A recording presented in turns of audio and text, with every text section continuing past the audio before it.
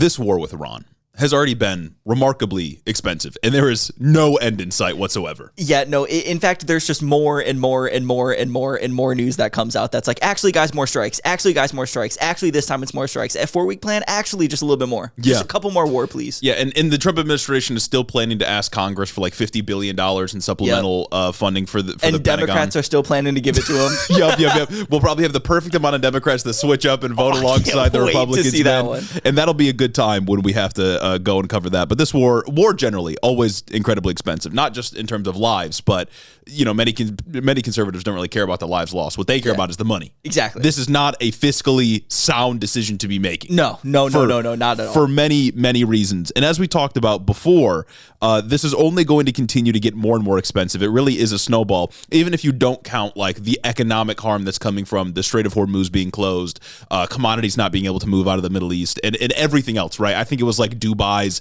real estate market is tanking because it's a playground for the rich and everyone's leaving. Yeah. So there are many economic impacts from a senseless war like this. Mm-hmm. Even if there was like a valid pretext, which there wasn't, war is a lot of money. And I want to go through, there's this article from Time Magazine. I'll leave it down in the description for anyone else that wants to look. They tallied up essentially how much money's been spent, which we talked about on one of the previous episodes. And then they compared it to what it could have been spent on. Oh. And we got some interesting numbers in here. So in 12 days of war with Iran, we spent $12 billion. Awesome. And instead That's 12 seats on the Board of Peace. That is 12 seats on the Board of Peace, or it could have been health care for 1.3 million Americans under Medicaid. Okay. It could have been SNAP food assistance for 5.5 million Americans. It could have been the entire National Park Service like 4 different times. Oh, wow. It could have been Pell Grants for 1.6 million students. It could have been childcare or universal pre-K for 900,000 children, and a bunch of other stuff. Of course, yeah, big on a bunch of other stuff. And that stuff, particularly like Medicaid and like SNAP and how much this could have paid for it, that is so incredibly important when we consider that this is happening after like the first 6 months of the Trump administration were spent on telling us that those things cost too much money. Mm-hmm. Those things that directly improve people's lives, in some cases directly save people's lives or dramatically improve the quality of their lives, that's too expensive. We cannot spend that money. We need to reduce the deficit. We need to rein in government spending, only to blow it all in 12 days? 14 days? I mean, we're going to get to the point where we've spent as much money as we cut from like the SNAP and Medicaid budget. Yeah. Like we're going to get there eventually because, again, there's no end in sight for this war with Iran. And eventually we're going to get to the point where if we didn't spend all that money, we could have just funded SNAP and Medicaid. Just to do what? Yeah, just to do literally nothing. Just to tank the global economy, just to ruin oil, just to send everyone into a panic, just to further ruin our relationships with allies, just to kill schoolgirls, just to kill other Iranian civilians, just to replace Ayatollah Khamenei with Ayatollah Khamenei. Like, what are we doing? Yeah, just for the most unpopular Middle East war ever. Yeah. Like ever waged by the United States. Nobody actually wants this. And as we've said many times, right, this is not our like novel position, but you show me your budget, it will show you your morals, right? Yeah. What you spend your money on as a government is what you care about for your population and for your impact around the world.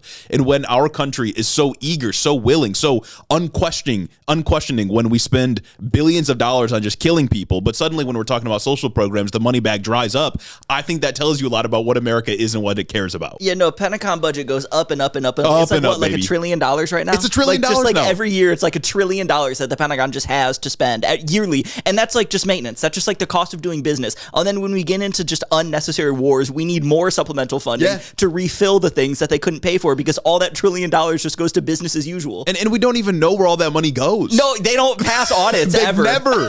The Pentagon in all of its existence has never passed an audit. Yeah. It doesn't. We don't know where any of the money is going. I don't know, like if I'm dedicating like $1 trillion of like my country's money to the Pentagon to war every single fucking year or to the military every single fucking year, you'd think they'd be able to like handle war like with that. Mm-hmm. Like you'd think they wouldn't need more money to handle war. Other countries do it. Oh no, I'm sure they have not burned through their $1 trillion yearly No, they budget. haven't, but we still need supplemental funding. Like they're still going to go and beg Democrats. I don't even want to say beg Democrats. They're going to go tepidly ask Democrats and they'll say yes. They're going to 4 Democrats will enthusiastically say yes, and the others will pat them on the back behind the scenes and give them $50 billion. And it's like, why do you continue to need like all that extra fucking money all the time? Like, I genuinely don't understand. No, it's for nothing, man. That's a lot of money that could be used elsewhere.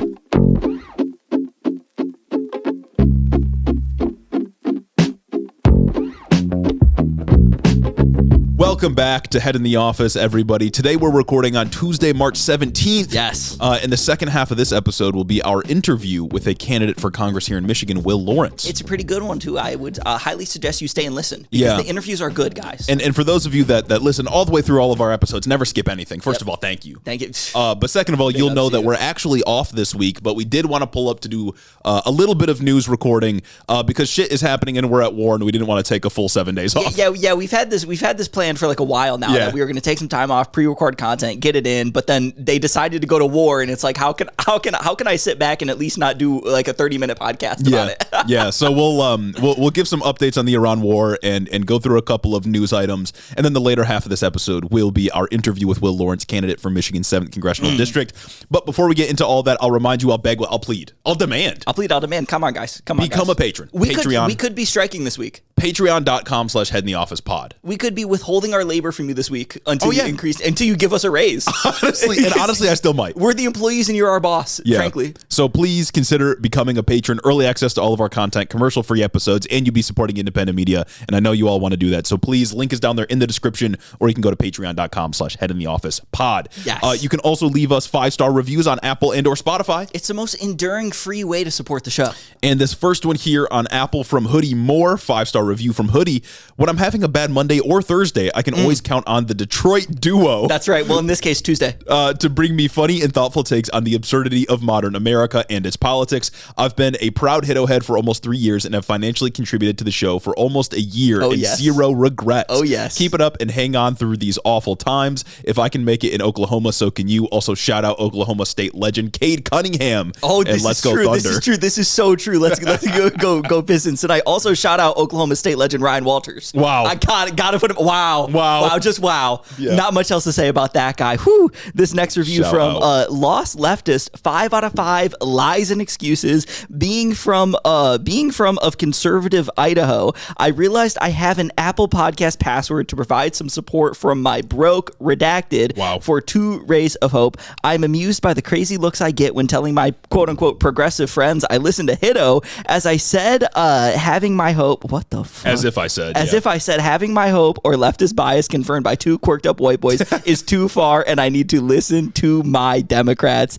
Thank you to the quirked up white boys. As always, I condemn violence, and please keep up the good fight, and that we will. And sometimes I just can't read. Sometimes it'd be like that. This next one from RCJH1851 understands my Democrats. Huge. Been a listener since the 107 Days review. That one had legs, man. That one did. Crazy. No, that was our highest viewed episode until things just keep getting worse. Yeah, things kept getting worse. It was our highest viewed for a while. Finally decided to review after getting a Fox 1 ad for an on-the-go Fox News, and decided to support my independent boys who are trying to be silenced. They are trying to silence us, honestly. They are, yes. I think the boys have had great takes, and it's good to hear other Midwesterners my age discuss the frustrations with my Democrats. Recommending this to my friends and trying to use this podcast as a pipeline for my liberal friends to become leftists. Good things are good, bad things are bad is a podium take. Let's I go. condemn political violence. A recent Missouri resident. It sucks here. No, that's so incredibly valid. I wonder what proportion of the audience is from word of mouth, because you guys talk a big game. You guys are talking a big game in these reviews, and I hope it's backed up by the stats. You're lucky I can't verify. If you came here, by word of mouth, let us know in the comments by dropping word of mouth. By dropping word of mouth in the comment section below on YouTube or Spotify. And while you're down there, why don't you subscribe and drop a like? Yep. Big on this. This next review from Lucy Aurelia, 5 out of 5 Maduro's just chilling in jail. These quirked up white boys run the cleanest Jericho 3 compliant podcast in a world where podcast equipment should be more regulated than ICE. These boys share some of the most important topics that plague our eyes and ears. After joining the HITO HOA in January, I'm proud to contribute to the Buy a House in Cash Fund and support real white boy journalism. Huge on that. I look forward to future episodes where one of you reports live from Tehran and the other from Tel Aviv. You can decide who goes where. Keep up the good work from a fellow Midwestern gal. Yeah, we're going to have to draw sticks for that one. I mean, I wouldn't even go to Tel Aviv in the best of times. No. I don't know about that. This last one on Apple here. Again, if you want your 5-star review read, you know where to go. Gosh, so didn't Fox News get in trouble for they were doing broadcasting in Tel Aviv, and there was a missile that hit in the background, and IDF instantly zeroed in that location. They're like, you can't record that. Oh, that's crazy. Yeah, I did see that Israel's like crazy cracking down on people that are recording like live strikes. I'm guessing because they want to control how much damage the people see and whatnot. Yeah. Yeah. This last one here from Big Griff 73, $5 out of $5 per gallon. So big on that. We're getting there. It cost me like $40 to fill up the other day, and gas hasn't even hit $4. Like that's not even like that crazy. But it reminded me of what it was like peak pandemic. I saw some like local Michigan reporters on the ground saying that in some places in Lansing, gas hit $4. $4, dude. Yeah. I hit like $3.80 when I filled up, and I was like, "What the fuck is going on?" Yep, $3.80. No, it's not good. Fill up your gas now. It's only going to get worse. Fill up your gas now and keep it there, and don't drive anywhere and panic and sell everything. I was going to say, freak the fuck out and sell. First of all, I condemn all political violence and condone educating yourself on what may or may not disqualify you from the draft. That's Huge. Right. That's all we're saying. Educate yourself. Big on that. Educate yourself. You boys are the only thing keeping me sane in this current political climate. It's always refreshing to tune into the #1 geopolitical and domestic news podcast. I'm currently doing some traveling. Don't forget local in there. Come on now. So true. I'm currently doing some traveling with the Michigan State basketball team, and as a member of the band, and y'all help me get through the long plane and bus rides with your consistently correct takes. I'm proud to say that I definitely know which one is Clementine, but I'm still a little confused on which one is Jeremy and Gage. Incredibly valid. But I bet if you did 3 episodes a week, I'd be able to figure it out. Keep up the good work and keep dunking on our I was wondering Democrats. if we'd go an episode or a week without a mention of 3 episodes a week, but you guys are just clamoring for it. No, you guys are clamoring for it. It's the crazy. barbarians are at the gate. They're knocking down the doors, dude. It's nuts. Just like that MSU Cinderella run in March Madness, bro. I believe. I believe. The barbarians are at the gate. They're demanding 3 episodes a week, but right now we cannot provide. No. Maybe Absolutely not. Anyways, getting into the news here. Again, if you want your review read, go and do it. Oh, I also will say, if you need more HITO this week, we dropped a bonus episode interviewing Shaikat Chakrabarti. It's a good one. Yeah, it's a really good one. You should check it out. It dropped on Monday on YouTube and all the podcasting platforms. So if you need more HITO, check that out. Link will be in the description. Exactly. It was an interesting take on AI. Yeah. Interesting take on AI and what should be done with it. That's right. Anyways, getting into the news here with some Iran war updates. The latest this morning that I read is that Israel is claiming to have killed Ali Larijani, I believe is how you say that, the head of Iran's Supreme National Security Council. In other words, they're claiming to have taken out another high-ranking official. I bring up this news not to say that I don't even know if this is like that big of news. It's just sort of what's on the front pages today. Yeah. I don't think this will have much of an impact because as everyone's been talking about for a few weeks now, they decentralized their leadership. I mean, we did do the beheading like aerial strike and it didn't do anything. Yeah. It didn't do anything. Everybody just rallied behind like whatever. It's incredibly decentralized, like you said. Like these commanders are just doing their thing.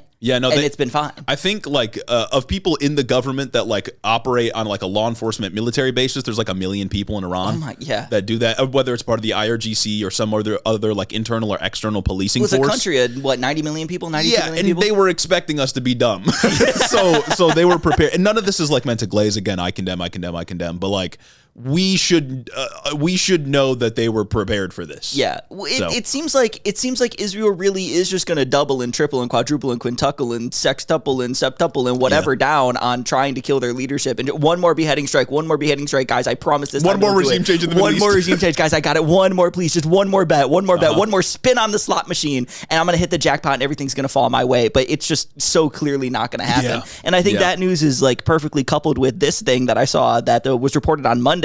Israel said that it has plans for at least 3 more weeks of war with like thousands of strikes to come. Oh my God, dude. It is literally Donald Rumsfeld. It'll take 2 weeks. It'll take 4 weeks. It'll take 6 weeks. Just a couple more weeks, guys. Just 10 years later. Guys, it's not a forever war because it's being conducted in 3-week increments. Again, like Netanyahu, when this all started, he invoked Amalek. Fucking, what's his name? Mike Huckabee said something about it'd be cool if they tried to actualize on this idea of a greater Israel. Like you can't say, oh, it's only going to be a couple weeks long when you think this is a war about biblical fulfillment. Yep. Like this is going to last as long as they want it to last. And for a guy like Netanyahu who's trying to stay out of jail, this is going to last a long time. For a guy like Donald Trump too, on the other side of the thing, because it's the America-Israel Epstein war. Yep. The Epstein wars. The Epstein war, Operation Epstein Fury, Operation APAC Fury, whatever you want to call it. It's true. Donald Trump is saying, if we're talking about just mumbo jumbo, you saw that quote. Donald Trump said, "I'll know the war's over because I'll feel it in my bones." That's what I say when I'm gambling. Dude, I obviously we both know that the Iraq war was really bad, but having not like been conscious through it because I was a baby, obviously, I need somebody that was alive during the Iraq war to tell me, alive and conscious during the Iraq war to tell me if they were this fucking stupid. No, literally though. Because like Donald Trump is saying shit like, well, it's just beginning and also it's over. Like as dumb as George Bush was, like he's like a statesman in comparison to what we have right now, right? Everybody used to make fun of Bushisms, and now Trump literally goes out there and says, the war. I'll feel it in my bones when we should end it. And I'm just supposed to believe him. That's what I say when my team's down 20, and it's not going to happen. I mean, everyone was like, "Oh, Bush, stupidest president ever. He's the dumbest guy ever." And little did they know. I'm looking at what Trump is doing, and I'm like, "How do you compete with this?" He's putting up this is podium. This is podium for dumb guy performances. Just like explicitly saying completely fabricated, whole cloth fabricated things. Like, I don't know, man. It's crazy. First postmodern president. The war will be over when I say it isn't, but it's over right now, but also it is. Truth is dead. Everything's a lie. We went from like, we decapitated the government and the people are rising up to the war's over and it's just getting started. Both things are true at the same time to, guys, please help. Yes. Oh my God. Help. Yes. He is begging for help. It's crazy. And isn't it kind of funny how like throughout all of this, like he was never really like the angle that like Trump is trying to stir up the populace to like manufacture consent to do the invasion and they'll be greeted as liberators and blah, blah. That was never a serious thing. Trump was just tweeting that. Yep. You know what I mean? Yep. Like nothing that they ever did throughout this entire lead up to the war was serious other than the build up in the Middle East, the Arabian Sea and the Gulf, the aircraft carriers we sent out. He was just throwing out tweets when it came to those protesters. And you can tell that especially now because like we haven't heard a peep. Yeah. We haven't heard a peep about like the protests and about the regime other than like the first 2 days when he's like, all right, now go, your turn. Yeah. Well, and I think somebody asked him like, are you trying to do this to free the Iranian people? And he's like, well, we certainly want to help them, but they're like malicious or something. Like hell yeah. Said they're what like the fuck are we doing?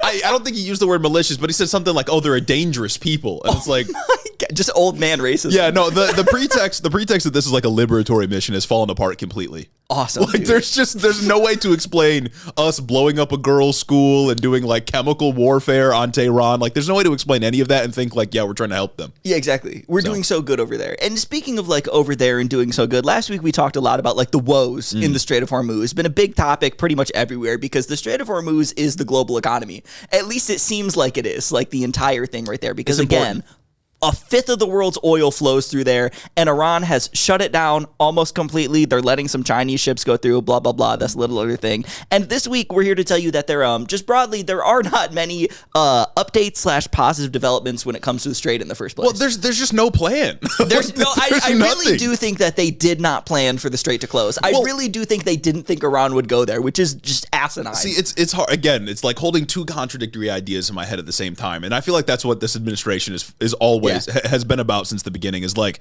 I believe they're stupid enough to not have thought about it. Yep. But I'm also like, how could they not have thought about it? No, 100%. You know what I mean?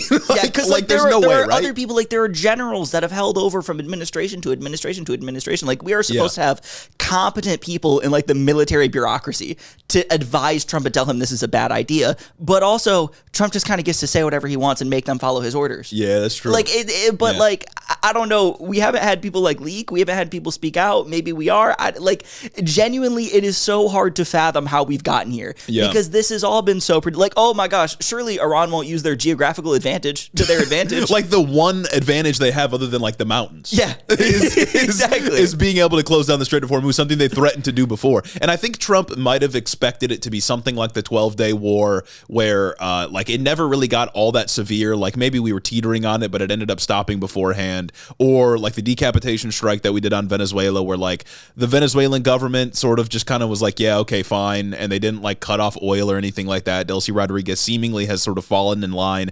But this very much should have been expected. Oh, yeah. Like, that they were going to do this, that they were going to drop mines in the Strait of Hormuz, especially because, like, Iran also, of course, uses the Strait of Hormuz to export oil, right? But when we blow up a bunch of their oil fields and their oil infrastructure and they can't keep using that to export oil, then of course, why? Like you've lowered the cost for them to just like mine the Strait of Hormuz because they can't use it anymore. No, exactly. So why wouldn't they do it? And I mean, even then, like they know where the mines are. They know where to guide their ships through. They know where to send the Chinese ships through. Yeah, like, the Chinese ships are getting through. Like the Chinese ships are getting through, and the Iranian ships are getting through. Like they're just getting through. Like it truly like.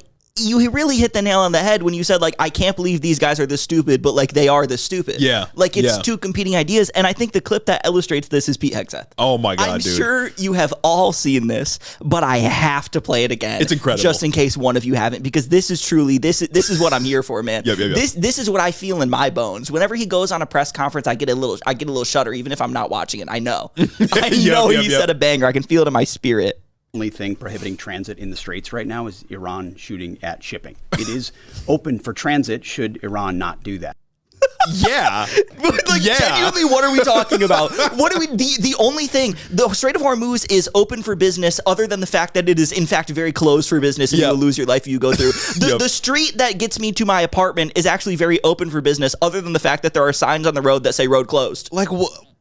Like it's so stupid. But first postmodern Secretary of War. First postmodern Secretary of War, man. I can't fathom like how fucking dumb these people are. And then he was asked if they had a plan by like some reporter, and he's like, "Of course we had a plan. Yeah. Of course we had a plan." Blah blah blah blah blah. And then this bullshit. Well, and that's what makes me say like, there's no way they didn't think of this beforehand, because he's so like aggressively asserting like, yeah, you really think that we didn't have a plan? But what's the plan? Exactly. Like, what is the plan for reopening? And then he goes, "You really think we didn't have a plan? I'm not going to share my plan with you, of course, because there's." And then he talks. There's really strategic objectives that we have doing here, and we're actually closing in, and you guys think we're widening the war, but we're actually like shutting the war. And then he throws like a textbook military term out at the press, and then he criticizes them for being in air-conditioned offices, and then he pretends like he's out there fighting a war, boots on the ground. And then he's like, "Here's what your headline should be."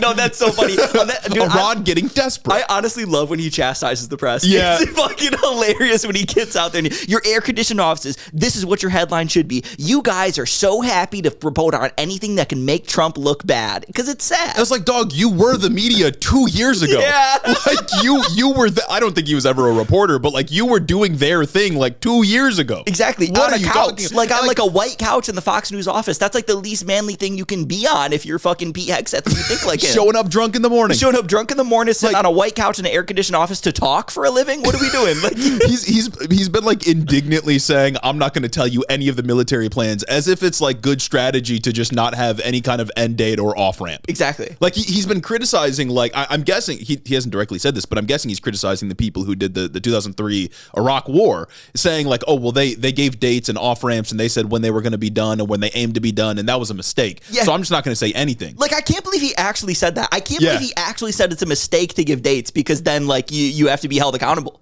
If I just never give you any parameters to hold me accountable, then I can't be held accountable and I can't do anything wrong. Yeah. Guys, the war is being fought in 1 day increments. This is a very short war. Yeah, I have no idea when or how this is going to end, but by me not telling you, that's smart. That's smart, and I got it. Yeah, no, they're just fucking absolute fodder, man. But that's not the only news like out of the Strait. That's not even like news out of the Strait. The real thing here is that last week, again, we talked about how our military would not be escorting ships through the Strait as Trump promised on Truth Social, right? And a couple days ago, Trump promised once again that other countries' militaries would be sending ships to escort vessels through the Strait. And then, unsurprisingly, it looks like every single country declined Trump's offer. And now he's mad at our allies for not sending ships. He committed their ships, their troops, to possibly get hit by Iranian missiles in the middle of the fucking water on Twitter, and then got mad when they didn't immediately do it. It's like the Twitter administration strikes again, man. Yeah. Everything they do is on Twitter, and they think it's like a real policy edict. Again, like at the very least, Bush and Cheney, they managed to get, I think they called it like a team of the willing, or nations of the, like, I don't know, volunteer nations of the willing, a group of the willing or something like that, to participate in the invasion of Iraq in 2003. Yeah. They can't even like be bothered to try to assemble that beforehand. No, and it's like, I bet like a lot of the countries like Germany and like Britain and whatever are like low-key like, sure. Yeah. If it was anybody else. Yeah, the Eurocooks. The Eurocooks would do it if there was any other justification, if they were doing it. The Eurocooks would act like my Democrats and get out there and fall in line behind a competent Republican president who wanted to do war in the Middle East. Because it's happened like every other fucking time, man. So that's crazy. I really do think it's so funny that Trump gets out here and makes these huge statements that are just lies. Huge statements, we're going to escort ships. Huge statements, our allies are going to escort ships. And then immediately he's not fact-checked, but immediately it's proven to just be wrong. Yeah, no, he just like concedes on the point immediately. And you do got to appreciate how for like a year and a half, Trump has been like, all of our allies are shit. They're just leeching off of us. We pay all of their bills. They're not worth a damn. We're the strongest military in the world. And then now he's like, guys, please help. Guys, please help. But also, we don't need them. Yeah, but also postmodern president. Yep. We need your help desperately to secure this because it's going to help you. But also, we don't need you because we're the strongest military ever. The logic, because I saw Caroline Leavitt defending this as well. The logic here is like this war with Iran is going to help them. Our military engaging in war here is going to help them, so they should help us. Yep.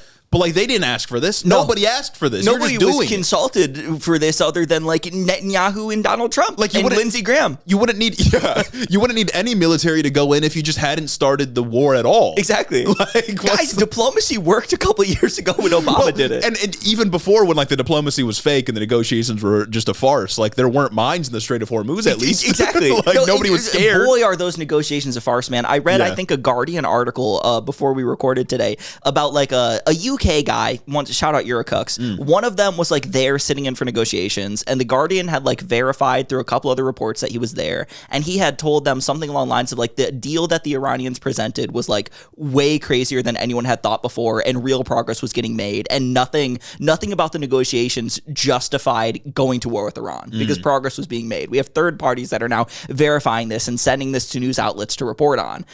It was all fake. Like, it was 100% done in bad faith. No one was actually negotiating. Jared Kushner was just there to make money. Jared Kushner was there to further his relationships in the Middle East and somehow make another $1 billion out of this. It was the fakest thing ever, man. Yes. It's ridiculous. But in other, like, more scary news, we had the news that dropped, I believe, like, on Friday or a couple days ago that Trump is deploying, like, 2,500 Marines to the Middle East. This doesn't necessarily mean that there are going to be boots on the ground in Iran. We don't know where these Marines are going. We don't know what they're doing. We don't really know anything about this mission. Hell yeah.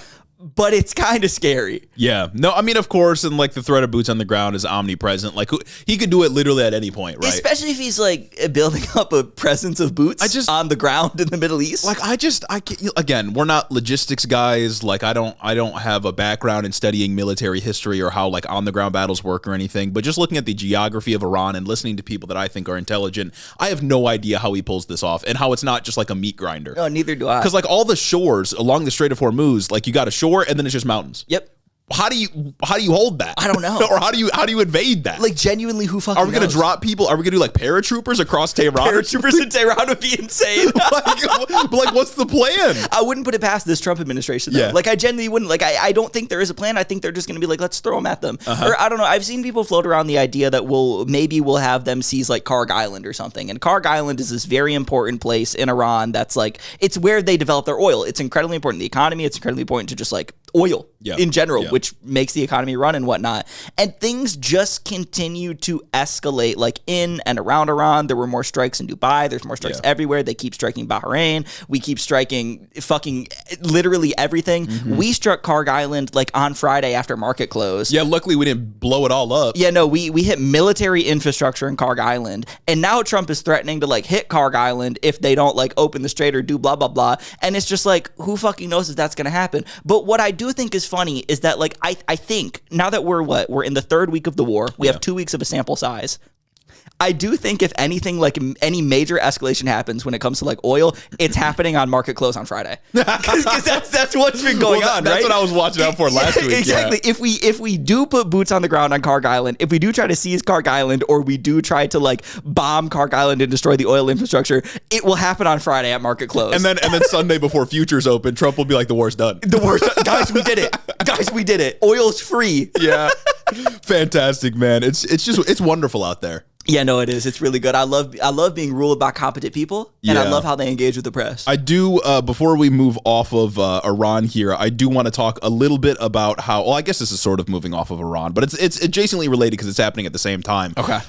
Israel is currently waging a war on Lebanon, and that war Monday morning turned into an armed invasion, a ground invasion of Lebanon by Israel. Before this happened, like 500,000 people had already been displaced in southern Lebanon? Now it's up to 1 million. Insane. Yeah, they put down what was, I think, called like a yellow line. These terms the same bullshit they did like a year ago. But it was essentially like, you got to move above this line or we're going to kill you. Oh, nice. Which is pretty awesome. So almost immediately after we started bombing Iran a couple of weeks ago, Israel started bombing Lebanon because, of course, why not? Yeah. Since it started, more than 800 people have been killed by Israel in Lebanon, and around 1 million of them have been displaced. The 800 number was reported by Lebanon. Doesn't distinguish between military people or civilians, but we know for a fact civilians have been killed, of course. Among the targets in the Israeli bombing was Beirut. Nice. That's just a densely populated city. They love pounding Beirut. Like they were doing the same thing anytime they got into like an altercation with Hezbollah during like the peak of the Gaza bullshit. They were just throwing bombs at apartment buildings. They also hit multiple hotels where people were sheltering, and you might notice a sort of contradiction here, right? Because right when this war with Iran kicked off, Iran launched a bunch of missiles, I think, at hotels in Qatar or maybe American soldiers had been sheltering in hotels to like get away from military infrastructure and be safe. Yeah, and we were like, oh, this is a war crime targeting civilian infrastructure. Well, Israel's doing this in Lebanon right now. Israel's been doing this. Yes, of course. It's been doing this for so long, and every time we have the same people who are yelling at it when it happens to us, being like, you can't do that. Like either it's a war crime or it's not. Like we do just have to be consistent here. The Lebanese government has seemed open to talks with Israel, but if you know anything about Lebanon, the Lebanese government doesn't matter. They don't have all the guns. Yeah. Shout out Hezbollah. So on Monday of this week, Israel launched its ground offensive against Lebanon, seemingly in an attempt to occupy portions of the country, just like it did several decades ago. Famously, that didn't stir up any resentment or resistance whatsoever. Famously, that didn't lead to the things that we see today, did it? Yeah, that had nothing to do with the creation of, I don't know, one of the primary players here. Who knows? Guys, we need to be careful not to overlearn history. Exactly. I do want to read just some quotes from the Wall Street Journal. Really no way to summarize this. Just some evil-ass reporting here. I love evil reporting.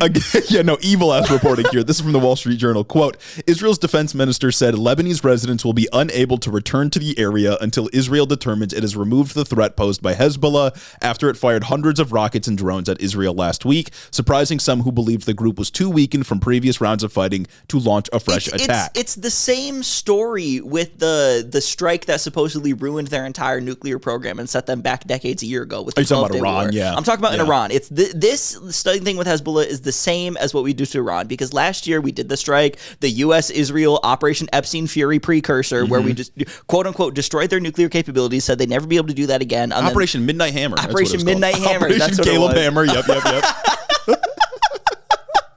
Operation Caleb Hammer. Operation Caleb Hammer happened, right? Yep. We said it was a resounding success with all these military objectives, and then a year later, we're lying about the same shit again to do an even bigger invasion. Well, this time, I think like this time last year or 2 years ago, or again, when the peak of the genocide in Gaza was happening and Israel was expanding into Lebanon, they had done the southern Lebanon invasion. They had said they like got rid of Hezbollah's military capabilities, and then they withdrew with like a complete victory in the area. They pounded them. They destroyed them completely. How are they back again already?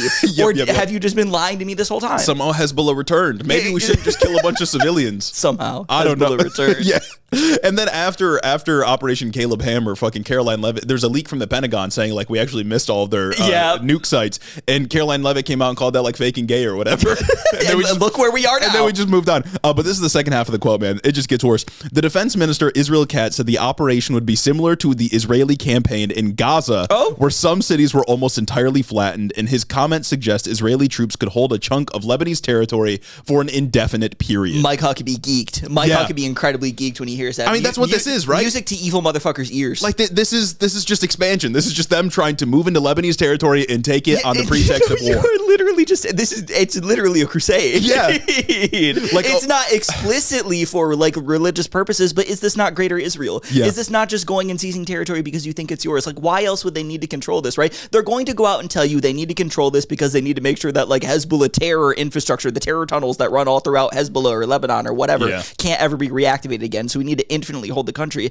But that's always going to be the excuse. No matter where they go, we always need to take more and more and more land because our enemies are always beyond those borders. And we have to stop our enemies because we have to be safe. And occupying Lebanon is going to be the number one theme of recruiting for Hezbollah. Yeah. Obviously. It's just going to, and that's where Hezbollah guys came from. New Jersey.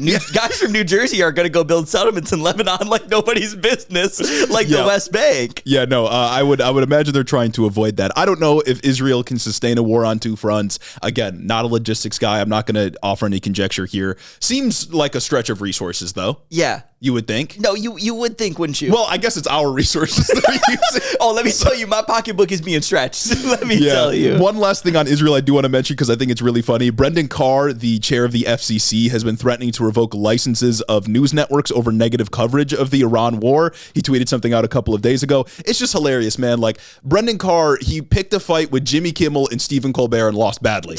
He disappears for a few months, and then he comes back and he's like, you guys have to talk nice about this war in the Middle East. I'm going to do government censorship censorship. Yeah. Oh my fucking God. We are truly run by like fascist, sauceless losers. They suck, dude. They suck so bad. Like you're trying to do the fascist thing and you can't even crack down on dissent. You can't even beat Jimmy Kimmel in a word fight. What are we talking about? Jimmy Kimmel, one of the most like lame late night talk show guys. Nobody cares about that guy. He lost the fight to Jimmy Kimmel, and now he's back saying CNN doing negative reporting of the war in Iran. I'm going to take your license away. He said, "I can't wait till you're owned by the Ellison." Yeah, well that was Pete Hegseth. Yeah, but like no, they're operating in lockstep. Oh my God, dude, I forgot Pete Hegseth literally said that. He literally said that. God, like it's an open book test. Like everything is right in front of you. I can't even make fun of them. You can't even do parody. That's why Beyond Parody is dead. If you're a longtime listener, we don't play the sound anymore. Yeah.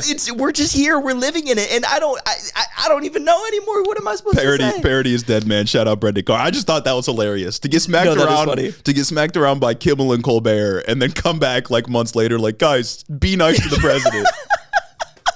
Be nice to the president on this war. That's like the least popular one ever. Getting mainstream media on your side for a war in the Middle East, easiest thing to do. Incredibly easy to do. You don't need to pressure them. You do not need to pressure them at all. They will just fall in line. You need like the slightest of a pretext, and they will latch onto it, and they will carry the flag for you. And I mean, look at my Democrats. Like everyone is just like. Every single person that's like powerful in politics and the media wants this to happen. Mm-hmm. They just like don't want it to like be Trump, or they want him to explain himself better. Yeah. That's literally it. Yeah. They all fucking want this to happen so goddamn bad. And that leads me to my Democrats. Because although this is a truncated show today, although we just came on to do a little bit of news coverage to like stay up to date and help keep you up to date, what would this show be if we didn't make time to shit on my Democrats? And that we are going to do. This time, Democrats went around on the Sunday shows to fiercely demand Trump to explain the war better. That's basically it. We're getting fierce demands. We're getting people going and using their platform to demand that Trump manufacture consent just a little bit better for this war, so that they can be behind it. This shit, it's such a layup for Democrats, dude. Like this is, Trump keeps handing you on a silver platter the easiest rebuttals of all time, and you still can't do it. Yeah. All you got to say is this war's bad because it's going to inspire more terrorism down the road. Light work. This makes us less safe in the long run. And also, like, civilians are dying, but I get it. A lot of Americans don't give a shit. This is short-term pain for long-term pain. Like, there is no gain in any of these propositions. Guys, no more war. Mm-hmm. Instead, they say no forever wars, which on the majority report, they rightfully pointed out that that's not enough. Yeah. Like, no more forever wars doesn't fucking mean anything. Well, the Iraq War, when it started, wasn't a forever war. Nobody gets into a war forever. Nobody, intends to get into a war forever. Forever wars is just like a moniker we throw on these things that last 20 years or last way too fucking long. Nobody gets into a war and say, I'm going to commit American lives and resources and dollars for the rest of time in memoriam. Or the Trump administration was just saying that this already was a forever war. Yeah. And that they're just the ones ending it. We're ending the forever war by engaging in more war. It's both,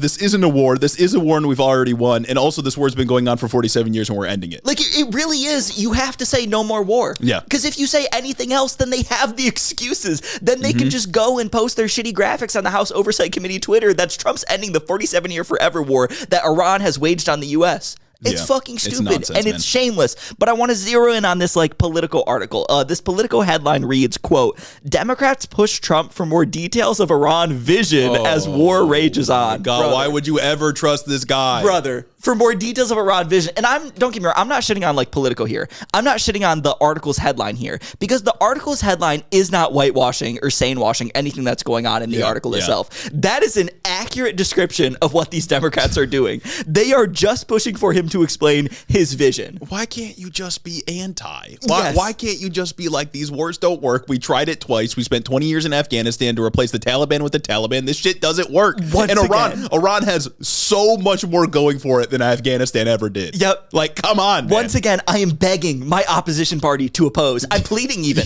I'm pleading even, and I'm going to be begging even harder once I read you this quote from Jim Haynes, a representative from Connecticut, Democrat, one of my Democrats, from the Politico article. So from Politico, Rep. Jim Haynes, the ranking member on the House Intelligence Committee, said during an interview with Fox News Sunday that while he remains, quote unquote, open-minded about what might happen in the future, he still hoped for the administration to articulate how it envisions the war ending. Why are you open-minded? Close it. Close that mind, man. Literally close that mind. Your mind should make a better door than it does a window. Like, there's no fucking reason you should be open-minded about any of the goddamn things going on right now. Already a non-starter. There's nothing to be open-minded about. Trump has told you why he's doing this war. Yes. He said it's for regime change. He's explicitly said that. He said it's for the natural resources, and it's just kind of for fun. He'll get on these press conferences. He's like, they got a lot of oil in that ground. Yeah. They got a lot of oil in that ground, guys. And Marco Rubio literally said, like, yeah, Israel was going to do something, so we had to.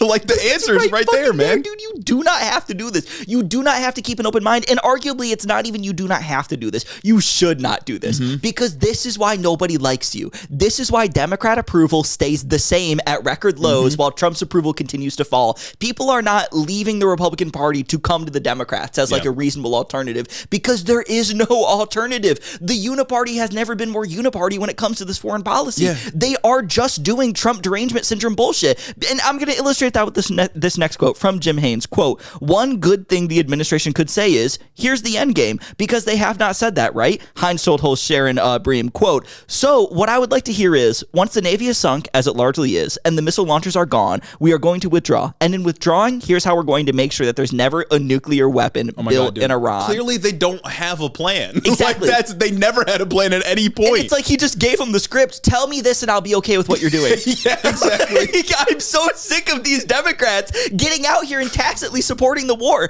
And also, every one of these like establishment freaks, these Democrats that are my Democrats, goes on these shows, writes these articles, and makes these statements to try and convince everyone that the war is low-key cool and like would be awesome, but Trump is a total idiot. They are all doing the fucking thing where it's like, oh, blah, blah, blah, this is like kind of bad and whatnot. We shouldn't be doing this. This could be bad, but Iran can never have a nuclear weapon. When you when you add Iran can never have a nuclear weapon onto these statements, whether that is true or not, are you not just agreeing with Trump's pretenses for starting this war in the first place? It's the same thing they do with immigration every time. Like, oh, we should treat immigrants better. Oh, ICE shouldn't be this violent. But we do have to secure our border. Yeah. It just looks like you approve of the sort of building blocks of Trump's argument, but you're not strong enough to get to his same conclusion. And that's why Democrats always look weak as fuck. Yep. You got to make a principled anti-war argument, and they're just incapable of doing that. Exactly. Like, none of these people, except for like Kamala Harris and her statement for some reason, went out there and said we need to do diplomacy. Well, and none of these people are going out there and like pointing out that the diplomacy that Trump said he was doing was fake. Yeah. None of these people, I don't understand why Democrats don't shit on Jared Kushner more. Like, I genuinely feel like he's such an easy layup, and we're like some of the only people that are shitting on Jared. No, dude,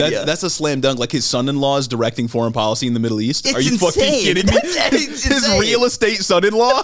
Like, Jared Kushner's got no bona fides for any of this, and he's clearly has been unserious the entire time. That's an easy slam dunk. They talked about Hunter Biden nonstop. Hunter Biden didn't have a position in the government. Exactly. Hunter Biden had like a fake made-up position that he met with like one guy of and didn't even. I guarantee you, if you had to call Jared Kushner's laptop, there's going to be a billion emails between him and Saudi royals, or him and whatever person in the Arab world being like, yeah, Donald Trump said do this. I guarantee him, dude. Donald Trump, my father-in-law, told me to tell you to do this, and he will give you favorable treatment in foreign policy. Like, they're just the same. Yeah. They're just the same, man. Come on. But I had to do it, man, because I'm so fundamentally disappointed in my Democrats at every single turn. There's always something with these fucking people when it comes to this war. I'm begging for an anti-war party to just be here. I'm begging for an anti-war lane to actually exist. It's so because easy, if you don't want war, who do you vote for? Yeah. No, exactly. Like, I don't have anybody to vote for that doesn't want war in Iran right now. Yeah. What the fuck am I supposed to do? They all pretend at the same time to be against every war in the past, but always pretend at the same time to be pro any war that's going on right now. Yeah. It's ridiculous. It makes me think of the Hillary Clinton quote where she was like, yeah, I'm starting to find more common ground with Trump. Like, what are we? No matter who you vote for, you get Hillary Clinton, first of all. But also, like, what? Come on, man, lock in. What are we doing? Please just lock in. I'm begging you to lock in. At least we didn't get an Alyssa Slotkin quote this week. Well, there kind of was, but I kind of ignored it. The reason I didn't put it in the show this week is because I didn't see like the full context of it. Okay. But there was a snippet. Alyssa Slotkin was on there. Did you guys remember that DHS is shut down right now? Well, yeah, exactly. You didn't.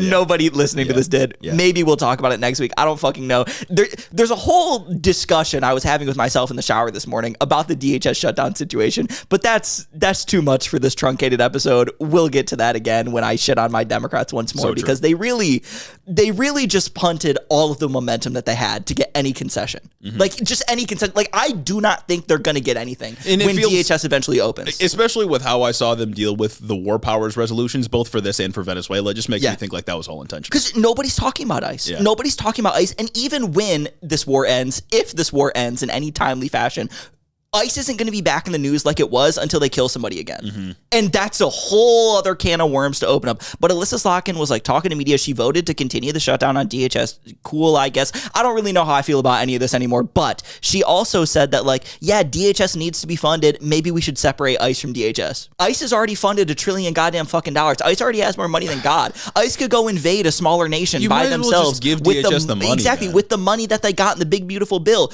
Every single step that the Democrats have taken with this DHS shutdown fight is to give away more momentum to isolate ICE when isolating ICE is letting Trump win. Yeah, no, it's a fantastic argument for having fought the fight to begin with. Yeah. Because every concession you give over the course of, a year and a half at this point now, every concession you give makes it harder to win the next battle. Yep. And Democrats should have fought at the very beginning, back in March, before the One Big Beautiful Bill had passed, to prevent Trump's government from doing any of this. Yeah, they should have taken on the battle budget back in, I think it was March of last year, when Chuck Schumer just passed up on it. And even beyond that, because they absolutely should have done that, but even beyond that, with this current shutdown fight, if they just wouldn't have punted on the rest of the government funding, if they would have just shut down the entire government, maybe we're not in the Iran war. Like maybe some other things happen. Like maybe we're in a different fucking world right now because they would have leverage, and maybe we could have some accountability measures for ICE. Maybe at least they could be demasked, because honestly, who knows what the fuck ICE is doing right now? Who knows what horrors they're subjecting like small towns all over the country to? Who knows what they're doing in blue cities? Who knows what kind of families that they're breaking up? Who knows what citizens they're arresting and brutalizing? Because right now the news is war with Iran. And I'm not saying that that's like wrong or bad. I'm just saying that like everyone, people and agencies have limited attention spans, and war is so devastating that everything is being it's subsuming everything. Yeah, no, there's only so much attention and only so much oxygen in the room for paying attention to the news. And when there's another Middle East war, of course, that's what everyone's going to focus on. And we said it back when they originally punted on the funding bill. If you give up the opportunity you have right now after 2 American citizens were killed within a month, you may never have this chance again. And look where we are. Well, yeah, they never having this chance again. They said, yeah, we're gonna fund DHS right now, and in 2 weeks we're gonna actually have something to present. We're gonna do negotiations, and of course, nothing ever fucking happened. Yeah, so there's our Slotkin for the week. Honestly, she amazes me. Yeah, no, she's incredible, dude. She's incredible. Anyways, that ends off our coverage of Iran, and now I suppose we should transition to our interview with Will Lawrence, candidate for Michigan's 7th Congressional District. So I hope you enjoy. Let us know what you think in the comments. Please do. You know, sometimes it just feels like all the news happens on Monday and Tuesday. It's messed up. But my favorite podcast drops episode on Wednesdays. I don't know what to do. It feels like they miss all of it. That's a curse. If only there was a platform that I could go to where I could listen to these episodes early, maybe when they record them. Do you have any thoughts? Boy, do I have a solution for you. Oh, do tell. If you head over to patreon.com/headintheofficepod, you can listen to Head in the Office episodes before the curse of Monday and Tuesday news comes out. Really? Do tell. And you get access to commercial-free episodes. And everybody wants commercial-free episodes. I bet there's also a whole host of other benefits and community engagement that they offer. And friendship. Very true. Who doesn't want friendship? The most important thing. Absolutely. In times like this. Back to the episode. We are now happy to be joined by Will Lawrence, Democratic candidate for Michigan's 7th Congressional District. Thanks for coming on the show. Thanks so much for having me. So you are running against Tom Barrett. Obviously, you have a primary first, but Michigan's 7th Congressional seat is currently held by Tom Barrett. Tom Barrett is a Republican who sort of avoids his own constituents. So why don't you just, at the top of the show here, let us know why Tom Barrett sucks ass and should not have a job in Congress? Yeah, he hasn't done a single town hall or unscripted public event. I mean, he voted to kick maybe up to 500,000 Michiganders off of Medicare. Insane. He voted to give $75 billion to ICE through the Big Beautiful Bill. Yeah. I mean, he voted in the government shutdown to kick people off of food stamps here in Michigan. And I mean, bottom line, he doesn't represent us. He doesn't answer the phone. He doesn't offer anything other than platitudes in response to constituent, correspondence. And he hasn't done anything to answer for his record because he's incapable of it. Yeah, on top of those horrible votes that you just listed, he voted for the Big Beautiful Bill, voted to fund ICE. He also just recently voted to no on the War Powers Resolution. He voted for Trump's illegal war in Iran. Yeah, he sure did. He does whatever Trump wants him to do, and I don't think he's taken a tough vote in his entire term. You know, he was an elected official in Eaton County for a number of years, and then he was a state elected official before he ran for Congress. So, he's got some friends and supporters from over the years, but what I've noticed is that the people who have known him for the longest have also the most unkind things to say about him. Nice. Nice. Gotta love that kind of track record. Classic politician. Yeah. And, even now that he's gone to Congress, people who used to be his allies when he was at the state say that he's turned his back and he's not taking their meetings anymore. So I want to ask, we were talking just before we started rolling about how the 7th District is often considered fairly moderate, or it's a swing district, right? A Republican won before, Democrat won before that. So give us an idea of why you're running for Congress now and what your sort of theory of running or what you're doing on the ground, what that looks like today. Yeah, the theory is serve the people. Actually meet and earn people's trust. I'm a community organizer and coalition builder. That's what I do. I love to. I was taught as an organizer that you simply must listen more than you talk. And so every meeting we do, I hear from everyone. We go around. I say, what's on your heart? What's on your mind in this mess of a situation that we're in? And, people talk about everything under the sun. But I believe that that's the job of a representative, is to be a honest human being, go in there with my own views and my own opinions, but then hear from everybody else's perspective and their opinions. We have a dialogue, we talk about it, and we ask, how can we make our community stronger together? How can we build political power so that we can actually have a representative in D.C.? Because, again, we've had too many of these representatives of D.C. to us on both sides of the political aisle. So I believe that that's what people are looking for. People are hungry. People say, oh my gosh, you actually showed up. And, it's in places like Howell and Pinckney and, Charlotte, places that are considered to be conservative places and where people certainly do have a lot of Republican friends and neighbors. And sometimes they ask me, hey, do you know where you are? I say, yeah, I know where I am. And we're here to build relationships. So you would say that's how you get past this like sort of DC consultant notion that if a swing district is a swing district, then you should run as a moderate rather than talking about these like progressive values, which we'll get into and ask you about, of course. But like that's the sort of paradigm that I see. And I was just wondering how you get past that on the ground and as you're talking to voters. Yeah, absolutely.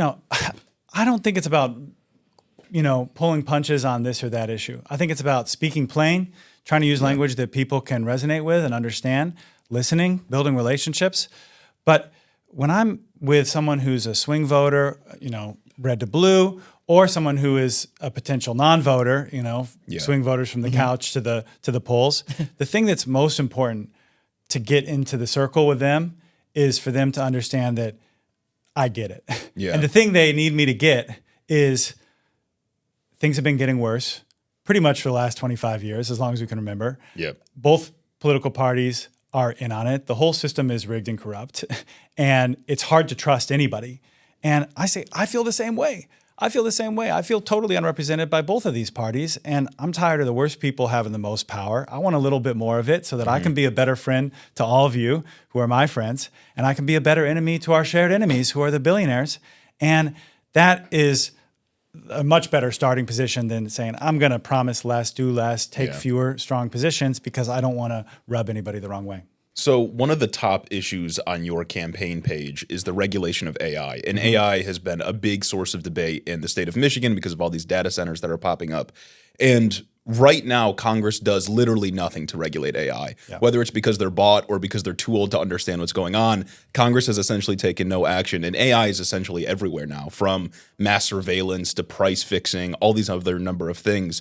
What would you do in Congress to try to regulate artificial intelligence? I think we do need a moratorium on data centers for the next 12 months until we can figure out what's going on. As our president once said about a different issue, we need to put a stop to it until we can figure out what's going on, because the technology currently is rolling out and the data center build out is happening faster than anybody can even make sense of. Yeah. And right now we don't know, is this the third industrial revolution? Is this a machine god in the making? Is this a mass unemployment event in the making? Well, the AI CEOs will tell you they're trying to make God. I mean, Sam Altman just says that shit. Exactly. Is this a mass delusion, psychosis event? Is this all four? And we need to be able to understand, again, the true extent of the technology that exists at the frontier labs, which they're still keeping under wraps. They have models that they haven't released to the public yet. I mean, I think it's very possible that it's a bubble and it is going to put lots of people out of work. I mean, for instance, someone said to me, when we were building out the railroads, that was an industrial revolution and a huge, market boom in this country. But then it was also the source of so many busts. No one would say that, obviously the railroad was here to stay. AI, I think, is here to stay. But in the context of a massive capital build out like this, there are going to be overreaches, they're going to be bad bets. And so it's very possible that this is going to be damaging to the economy on multiple levels. It is going to put lots of people out of work because it will replace their jobs. And then we'll also hurt the market because we'll have a boom and bust cycle. So we need to put on the brakes. We need to restrain new data center construction. And then we need to establish a committee on AI oversight in the United States Congress so that we can actually put in place guardrails for the models and the use of AI itself. I appreciate you pointing out the fact that it could both replace a bunch of jobs and then burst later on, right? You could imagine corporations firing all of their low-level workers, replacing it with AI, and then the bubble bursts 6 months later, right? This entirely possible. Yeah. So I appreciate you pointing that out. I guess OpenAI could blow up because it seems like they may be the most overextended in terms of their capital investment. It could blow up, but then all the data centers that they're building and their models could come under the ownership of, Anthropic or Google or Microsoft, or maybe it'll be the Department of Defense. The AI bubble bursts and then Pete Hegseth buys up everything. Yeah. Oh man, what a world! All that very would be. real possibilities. And it's not great that DTE sort of hides all of the details of the data center construction. No, this is what's crazy about it. They say, trust us, but we're putting it all under non-disclosure agreements, and they're signing local elected officials into NDAs in order to negotiate the deals. I think that should also be made illegal. Yeah. A local elected official should not be allowed to enter into a non-disclosure agreement with a private corporation for the sake of negotiating a deal. So that's AI. AI has been a pretty hot button issue, but I'm kind of curious, what are the issues that are near and dear to your heart? What motivates you while you're out there every day on the campaign trail? I've been fighting for affordable housing and secure housing for the last 5 years here in the state of Michigan. Yeah. I was a founder of the Rent is Too Damn High coalition. Nice. It's true. And we've been able to win some protections for tenants in state law and investments in truly affordable housing at the state and the local level. We got $150 million in investments in housing from the state. And then I also sit on the Ingham County Housing Trust Fund, which allocates $5 million annually to housing and homelessness support. What I learned is that we need $4 billion over the next 20 years just in the Lansing Tri-County region, which isn't even the entirety of my district, in order to keep pace with the deteriorating housing stock, which is falling apart, and meet expanded demand. And I'm sorry to say it, but we are not going to get there with state and local investments alone. Yeah. So I would love to go shake the money tree in D.C. and deliver $1 trillion of investment nationwide over the next 10 years in order to solve the housing crisis for the rest of this century. Yeah. We could get it done. Now, we make it's going to take some money. I think it's a very reasonable deal. It's not too much. We spend $1 trillion every year on the Department of War. Mm-hmm. So for 10% of that price over 10 years, we could solve the housing crisis for generations. And 90% for war, 10% for housing. Yeah. I think that's a deal that I'd like to Housing's a lot more useful than killing people that I've never met overseas, I think. This is true. Well, people need places to live, and we don't need to kill people. I don't know. It's just some might disagree. That sounds to me like being someone who represents their district, right? You've done advocacy there. I mentioned that's the organizing work that you alluded to before. Yeah. You've done advocacy there. You've done organizing there. You know what the problems are in your community. And so you want to go to DC to advocate for not only your community, you want to do something good for them, but you want to do something that would just be good for the country writ large. We need housing. Yeah. We need housing. And I don't know how else we're going to get it, because right now we have a system where it will only get built if it's profitable for private investors. Yeah. And people are poor to the extent that they're not able to afford the kinds of rents or the kind of purchase price that makes it profitable to build or lease the housing that we need. And so we need the government to intervene to put more money into the system. I think we need a new generation of public housing for the 21st century. Yeah. We also need to create different kinds of incentives to build a variety of housing at a variety of price points, and for all different stages of life. People just starting out, families, people who are empty nesters, seniors looking to age with dignity. We have way too many people who get stuck in housing situations that are not suited for them. We've got elders who are stuck in houses that are way too big. We've got young families who are stuck in houses that are way too small. We've got people who are disabled who don't have adequate housing. And then the solution is supposedly that, okay, what are we going to do about the fact that the rent is way too damn high and it's making it impossible for people to afford food and medicine and the rest of their expenses? People say, well, they should become homeowners because then they'll be asset owners. I say, How am I supposed to do that? So-called starter homes are like hundreds of thousands of dollars now. What am I going to do? How? Yeah. So maybe we could throw some more money at people to become homeowners. That's great. But I say, and this is a conversation that we have in our housing policy work. Are we going to, we've got roughly 3 million renters in the state of Michigan, about 30% of the state. Are all of those people going to become homeowners? I said, no. The answer is no. Unless we're talking about redistributing a bunch of land. And wealth. Like, we could have that conversation, but if we're not going to have that conversation, then let's talk about how we can deliver housing security, affordable housing that's not just affordable now, but that they can count on to be affordable next year and the year after that to people who are renters, because that's just what we all deserve. That's what allows you to make a house a home, is knowing that you're going to get to keep it. So you're talking about like a publicly funded housing program that the federal government, at least in some part, distributes money, rather than like a slush fund that developers just kind of pull from and build as they will. Right, exactly. Yeah, I mean, right now, the way that we fund affordable housing in the rental market is through the LIHTC program. I know you talked to Kyle Blomquist about this. And basically, it's do, by any means necessary, make this profitable for profit-seeking investors on Wall Street. And so, we're just going to throw as much money as they need in order to build it. Yeah. And because the thing is the criteria for a private landlord is not, is this project able to break even? It's not even, am I able to make money on this?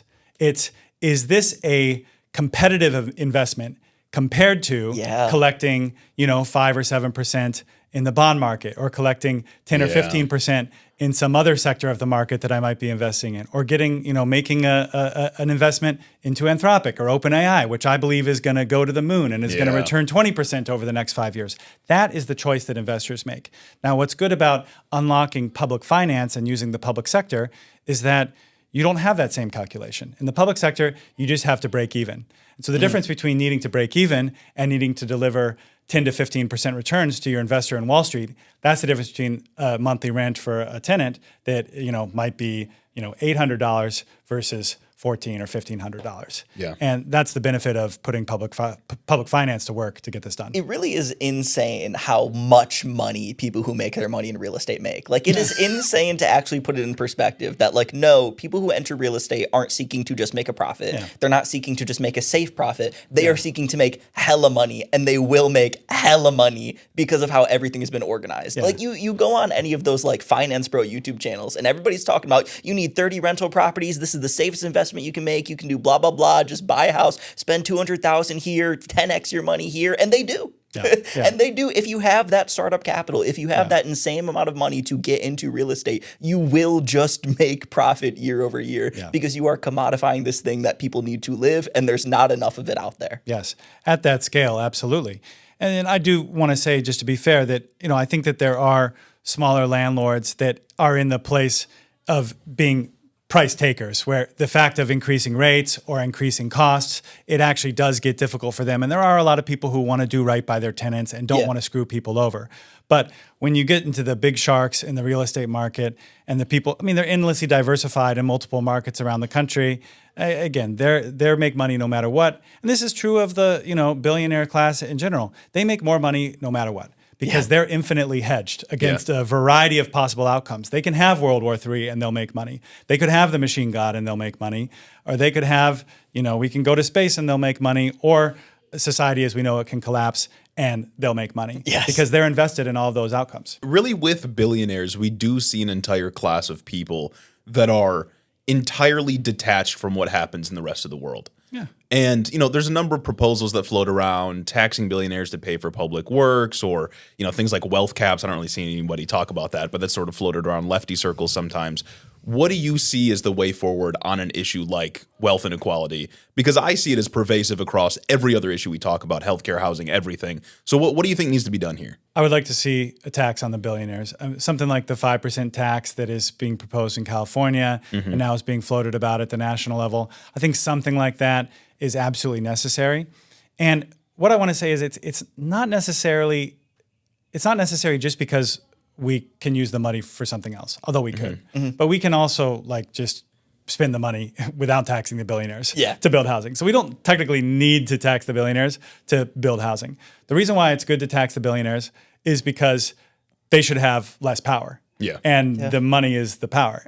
And so it's a good in its own right, because clearly they do not have any sense of the public interest in mind, and they should not be trusted to make decisions about the future of our society through their political influence and their investment decisions, which they are currently doing. I mean, we have such a rich society here. We have a state of absolute abundance. And yet people are living in a state of scarcity because the people who are controlling the vast majority of the resources just do not give a damn about us. And that's what has to be put to a stop. How scary is it to like go out on the campaign trail and say something like that? Like, especially in like a race like Michigan 7, where some people are viewing you as an underdog. How scary is it to actually like sit up and take a stance against billionaires, against like just money in politics like this? It's not scary at all. I mean, I haven't met a billionaire on the campaign trail. And, so if I ever do, I'll try to shake their hand and then say, we got to get you down to $999 million, sir. And then I'll give you a hug. But for now, I'm only going to shake your hand. That's interesting because the way that I feel like a lot of like moderate or establishment type Democrats will run is like they are scared of pissing off the billionaires. They are scared of these people injecting crazy money into the race, whether it be billionaires or billionaire donors to PACs or super PACs or whatever, just injecting a crazy amount of money to get them not elected. I welcome their hatred. Yeah. I mean, what did I start out by saying? No, for real. Yeah. Exactly. What did I start out by saying? I'm running to, I'm tired of the worst people in the world having the most power. I'm running to have more power so that I can be a better friend to my friends and a better enemy to my enemies. And my friends are many.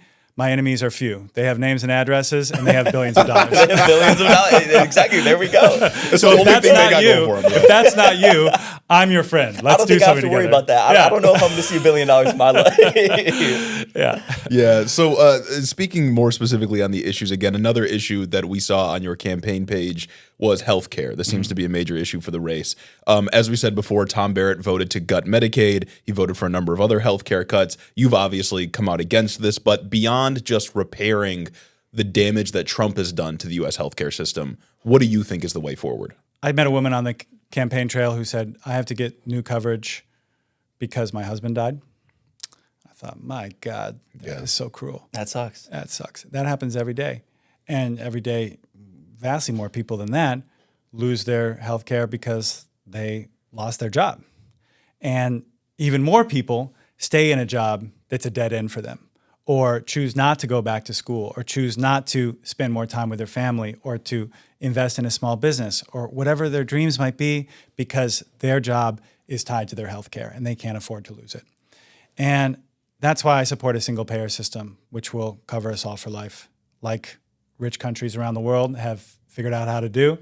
And they deliver a higher quality of care at a lower price.